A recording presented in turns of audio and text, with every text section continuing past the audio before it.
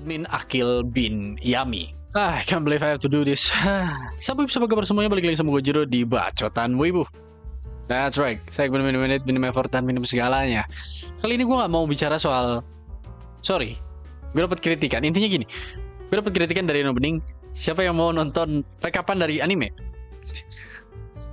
Intinya begitu, gue dapat kritikan dari Eno Bening yang berkata bahwa siapa yang mau nonton rekapan dari anime. Yang emang betul sih, memang gak ada yang mau nonton rekapan dari anime. Dan itu suatu hal yang, sorry to say, gue juga tahu, menjijikan. Tapi, iya, salahnya gue adalah gue ingin ngikutin algoritma YouTube pada waktu itu. Cukup sulit, karena gue sendiri gak ada yang bisa gue bahas. Bukan gak ada yang bisa gue bahas, untuk bikin revamp itu cukup berat. Tapi ya intinya, dan gue di sini bukan ingin menjelaskan atau merecap dan sejauh ini. No. Gue ingin memberikan alasan kenapa kalian harus nonton dan. Tapi sebelum itu, jadi gini, ceritanya belakangan ini, baru-baru ini, sebenarnya bukan baru-baru ini sih, baru tadi siang, sekarang tanggal 4 bulan September 2024, jam 12 malam, ya, gue baru ada waktu, walaupun sebenarnya ini sudah masuk hari Senin, tapi ya intinya tadi siang gue jalan-jalan, ya tanda kutip jalan-jalan tanda kutip di YouTube, dan gue menemukan video pembahasan mengenai dandadan. Di saat gue ingin mencari bahan untuk apa yang ingin gue bahas mengenai dandadan nanti di review Ampas yang insya Allah akan gue kerjakan. Intinya adalah gue menemukan salah satu konten yang membicarakan mengenai kenapa kalian harus nonton dandadan dan kenapa dandadan itu jadi anime yang bagus banget.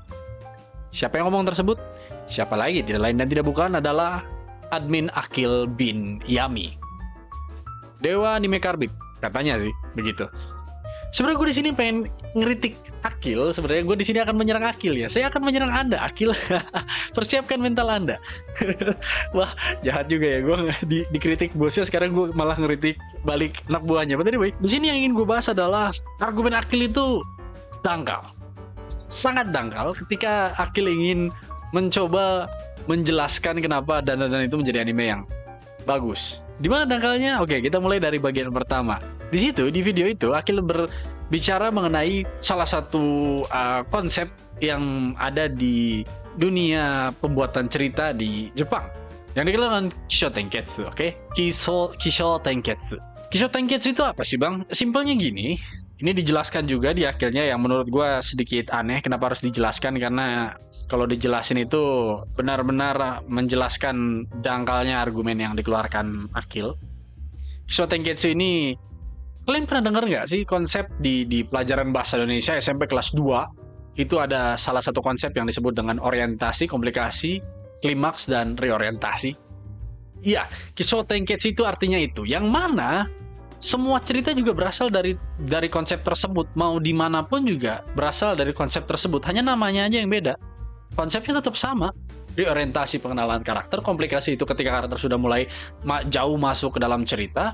Lalu klimaks itu adalah ketika sudah berada sangat jauh dalam cerita, ada suatu tantangan yang harus diselesaikan oleh karakter tersebut. Lalu lalu ada yang namanya reorientasi ketika masalah yang ada di klimaks tersebut yang sudah memuncak lalu terselesaikan, itu pada akhirnya ditutup dengan lebih mengalir. Mungkin itu bahasa yang tepat, mungkin gue nggak tahu. Intinya adalah Akil di sini menyampaikan argumen yang hampir semua orang juga tahu. Itu suatu argumen yang sebenarnya nggak perlu dikasih tahu sama sekali gitu loh. Semua orang juga paham. Jadi untuk apa Akil di sini menyampaikan argumen yang sangat dangkal? Jadi kesannya, mohon maaf, apakah ini memang betul atau tidak, kesannya adalah Akil nggak niat bikin videonya. Yang pasti jawaban Akil adalah, ya emang gue nggak niat, ya gue tahu. Begitulah Akil, karena memang seperti itulah sifatnya. Lalu kemudian di bagian penulisannya, mungkin gue ingin menekankan pada bagian penulisannya di sini, yang sorry to say, kayak dibuat sama AI. Ya. Kenapa gue bisa bilang dibuat sama AI? Kalau misalkan kalian lihat video-video Akil sebelumnya, ya, hingga sebelumnya itu pembahasan yang bahkan di ReZero, pembahasan ReZero setelah dandadan ini Itu kalian bisa ngeliat perbedaan yang sangat signifikan yang berada pada bagaimana cara penulisan yang Akil gunakan, cara bicara yang Akil gunakan. Bahkan kalimatnya aja sudah kelihatan beda banget. Di ReZero itu, di video setelah alasan kenapa dan itu bagus banget, itu Akil pendengar sangat fluid. Di situ Akil benar-benar menunjukkan bahwa ya Akil itu seperti itu, begitulah cara Akil berbicara. Tapi di Dandadan ini Akil menggunakan kalimat-kalimat yang bahkan tidak pernah dikeluarkan oleh Akil sedikit pun. Gitu loh. Kalian paham gak sih maksud gue? Nggak paham ya? Ya intinya adalah di sini Akil terkesan seperti orang yang sedang terkena identity crisis gitu loh. Jadi dia mempertanyakan identitasnya, anjir. Itu kocak banget sih. Menurut gue salah satu hal yang ingin gue kritik. Yang mana ya Akil ini pada akhirnya menggunakan AI untuk membuat kontennya. Kalau misalkan enggak, ya itu kelihatan jelas banget dari apa yang sudah ada sekarang gitu. Dan kalaupun iya, memang pada awalnya Akil itu tiba-tiba mungkin Akil mengkonfrontasi gue lalu bicara, oh emang gue pakai AI kok dari dulu. Ya kalaupun iya, kalian bisa melihat bagaimana beberapa video yang Akil berikan sebelumnya itu masih ada yang namanya sebuah proses lagi sebelum pada akhirnya dibuat sebuah video. Kalian masih bisa ngeliat kalau misalkan Akil masih menggunakan cara, masih mengupayakan untuk membuat tulisannya tersebut pada akhirnya menjadi tulisan yang memang ini Akil banget gitu loh. Sementara untuk Dandadan ini, oh ini bukan Akil, ini robot gitu loh. Paham gak sih? Semoga kalian paham lah. Lalu masuk ke bagian kedua. Ini contohnya ya. Ini di bagian kedua ini contoh penulisan Akil yang sebenar-benarnya Akil. Seperti itu. Ini adalah identitas dari Akil itu sendiri, di mana dia menggunakan kalimat-kalimat yang memang fluid dengan dirinya, yang menggambarkan dirinya, yang menggambarkan bagaimana Akil sebenarnya, yang menjelaskan seperti inilah Akil berbicara sebagai Akil gitu. Tapi kemudian lagi-lagi gaya bicara tersebut berubah di bagian ketiga yang ngebahas masalah visual, di mana balik lagi jadi robot. Ya walaupun di bagian visual itu nantinya ditambahkan bukti-bukti yang mendukung opininya mengenai kenapa anime Dandadan ini bagus gitu loh. Seperti itu. Dan gue harus jujur kalau misalkan argumen yang ada di bagian ketiga ini menarik, dan gue setuju dengan argumen yang ada di bagian ketiganya, di mana Akil menjelaskan bahwa berkat visualnya ini pada akhirnya Dandadan ini menjadi sangat bagus dan sangat seru untuk dinikmati seperti itu.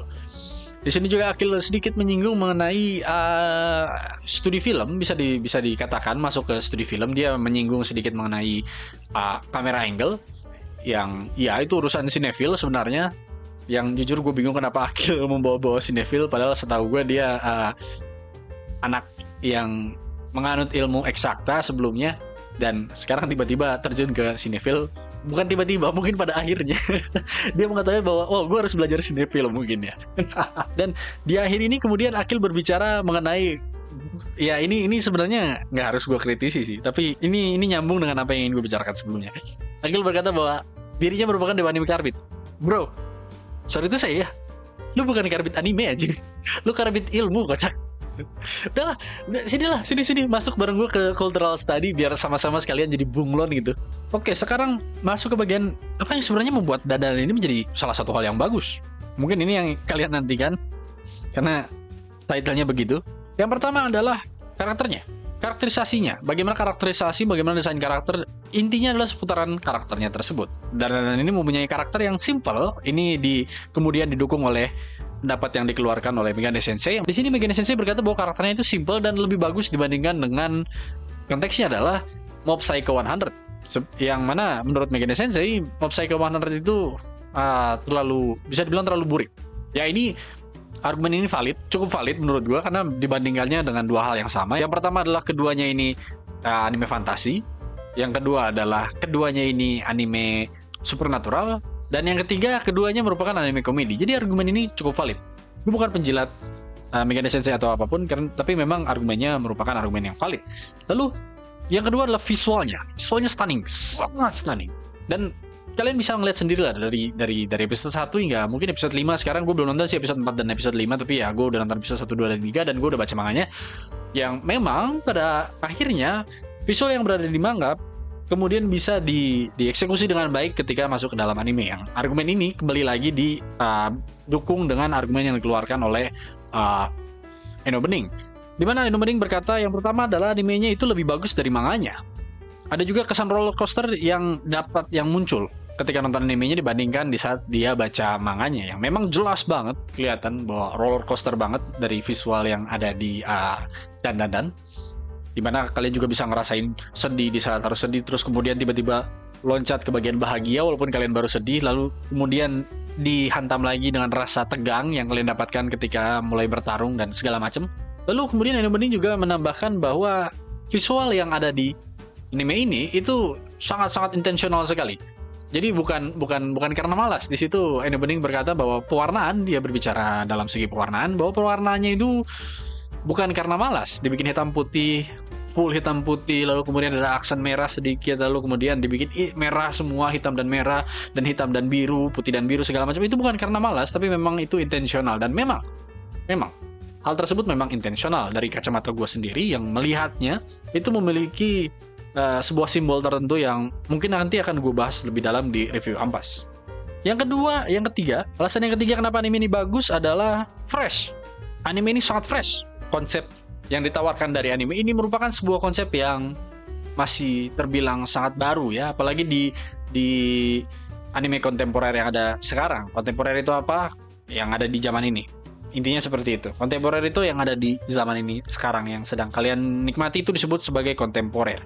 Dan konsep yang ditawarkan oleh Dandadan ini dengan bagaimana adanya kedua budaya yang asing, budaya yang berbeda, yaitu tradisional dan juga modern, yang mana tradisional dilihat dari segi urban legend yang kemudian berasal dari folklore dan lanjut ke urban legend berkat bantuan internet, yang dicampurkan dengan suatu hal yang modern yang bisa kalian lihat di sini sebagai alien dan juga UFO dan teknologi segala macam yang memang saling berlawanan tapi masih bisa disatukan menjadi suatu hal yang surprise berjalan dengan baik. Hal ini juga kemudian didukung oleh salah satu youtuber Indonesia yang dikenal dengan sebutan Wong Anime, yang berkata demikian, bahwa percampuran supernatural ya mengenai setan dan juga alien tersebut itu menjadi salah satu hal yang menarik di anime ini. And yes, it is actually intinya itu. Dan yang terakhir yang tidak kalah penting adalah bagaimana simpelnya cerita yang disampaikan dalam Dandadan. Cerita ini sangat simpel, bre. Wah, premisnya sangat-sangat simpel, plotnya sangat-sangat simpel. Intinya bagaimana? A boy loses nuts, going nuts. Ya, intinya begitu. Ini bahasa Inggris, kalian translasi aja lah sendiri lah, nanti juga kalian paham. Males gue jelasinnya, takut kena dolar kuning gue. Tapi ya intinya begitu dari Dandadan ini. Sebenarnya ada lagi nggak sih? Oh, ada lagi. Sebenarnya banyak yang bisa gue bicarakan soal Dandadan ini sendiri. Yang mana dari visualnya aja masih ada beberapa visual yang ingin sekali gue angkat yang membuat anime ini sangat-sangat bagus. Yang mana ada di menit 10.36 episode 1. Kalau kalian pengen tahu maksud gue yang mana, kalian bisa nonton episode 1, kalian pergi ke menit 10.36. Di situ kalian bakal ngeliat bagian mana yang gue bilang sangat bagus, yang mana sedikit orang yang pada akhirnya memperhatikan hal tersebut dan sedikit orang yang paham mengenai scene tersebut. Itu simbolisasinya bukan main, John. Sumpah, John. Bagus banget. Lalu kemudian yang paling terakhir adalah ada satu hal lagi nih. Ini yang belum gue temukan dari beberapa youtuber yang ada di Indonesia yang masuk ke radar gue. Itu cuma 3, yaitu Eno Bening, 4. Gue lupa nyebutin Akil, bayangin, gila. Sedangkal itu argumennya sampai gue lupa. Yang pertama adalah Klinsa Studio, yang kedua adalah Eno Bening, yang ketiga adalah Megane Sensei, dan yang keempat adalah Wong Anime. Dari ketiganya, entah kenapa gue masih belum menemukan salah satu hal yang memang harus dibahas gitu, harus diangkat. Satu hal yang membuat anime ini tuh the best, yaitu openingnya, bang. Terus aja itu udah enak banget, gila John, gila. Itu argumen yang nggak bisa dibantahkan. Siapapun pasti setuju kalau misalkan openingnya itu bagus banget. Apalagi, wah, kita tahu lah ya Creepy Nuts. Gue kedengaran kayak penyepong Creepy Nuts. Tapi mau bagaimana, emang bagus, John. Apa yang bisa gue katakan? Tapi ya, kira-kira begitulah alasan dari kenapa Dandadan ini menjadi suatu anime yang sangat-sangat menarik untuk diikuti. Dan gue yakin kalian gak mau ketinggalan anime ini. Dan gue udah baca manganya. Sebenarnya memang manganya itu, ceritanya itu bukan suatu hal yang wah banget, tapi tetap entah kenapa seru gitu. Walaupun beberapa dari kalian mungkin merasa kalau anime ini terlalu lambat atau bagaimana gitu kan. Ya, kalau misalkan kalian ngerasa anime ini terlalu lambat, maka kemungkinan besar kalian terlalu banyak nonton TikTok yang kalian skip. Bro, jaga atensi kalian, kasih nota kalian lah. Coba untuk berdiam diri sejenak, mungkin baca buku, mungkin literasi sedikit. Tolonglah. But anyway, kali ini gue cuma bawa 4 referensi, yaitu yang 4 youtuber barusan. Kenapa gue bawa 4 tersebut? Karena itu doang yang masuk ke radar gue. Jadi kalau misalkan kalian punya youtuber lain, mungkin yang menurut kalian menarik, mempunyai pendapat-pendapat yang menarik, yang nggak based, bukan based, pendapat-pendapat yang basic, ya kalian boleh sebutkan di kolom komentar. Karena jujur, pasti gue tonton. Hal tersebut pasti gue tonton. Gue mengapresiasi orang yang memang bisa mengapresiasi. Kok kesannya kayak jahat ya? Tapi ya intinya begitu. So anyway, that's all from me. I'm Zero, wibu lisensi yang tidak dapat lisensinya. And I'm out from my spot. See ya.